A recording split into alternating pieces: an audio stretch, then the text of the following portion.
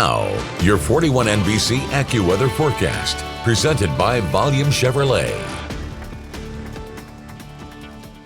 Welcome back. It is a rather sunny day out there, much like yesterday was. We may not have as much sun through the rest of the week. Should still be a decent amount tomorrow, but that will be declining as we move towards the weekend. As mentioned, of course, temperatures are staying cold. We do not have the cold weather advisory in effect tonight, although it is going to be darn cold out there.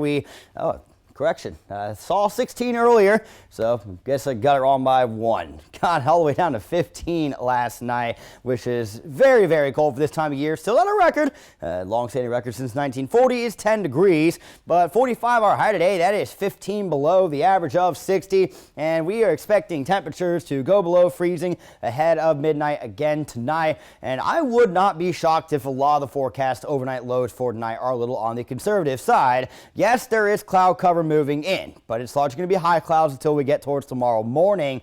And when you're talking about the kind of cold that we have in the area right now, it is very atypical. We don't normally see this down here in the Peach State, and as a result of that, don't know how well the models are necessarily handling that data. So I'm going 24 for tonight, and I do not think that that is going to be the cold spot. All right, somewhere like Eastman, maybe Dublin, could get down to say 21 or 22. It is going to be a very cold one. Make sure you drip those faucets. I do not expect any teens tonight, but definitely make sure to bring those pets or plants in as well. So we are really not going to be warming up as we go through this week, and the big reason for that is the wind direction just isn't shifting. And what I mean is we need a southerly component, whether it be southeast or southwest. You got to have a southerly component in order to start really noticing a warm up, and we're not seeing that happen. It gets westerly a little bit through the middle of the week, and then it returns back to out of the northwest, exception coming on Thursday and Friday as this high pressure rolls through the area. The thing about this high pressure is, we're talking really light and variable wind as this moves through, so it's not staying out of the southwest at all. In fact, we see that right back out of the north heading into the weekend, and this could be a topic of discussion as you go through the remainder of the week. I don't expect much in the way it impacts in terms of snow this weekend. A system is going to develop offshore and then track up the east coast and likely become a large nor'easter.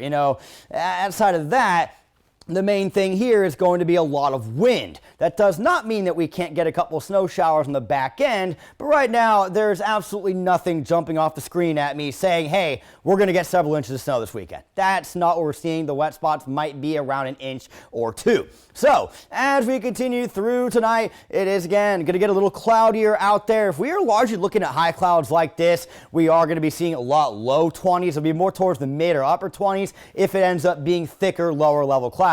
But you see that sunshine make a return tomorrow afternoon. Highs should get into the lower 40s, and it should be a pretty clear night tomorrow night. But those clouds are expected to start making a comeback for us come Thursday afternoon, though there should be some sun that gets through, as I largely expect those to also be cirrus. Your extended forecast is coming up in 10 seconds.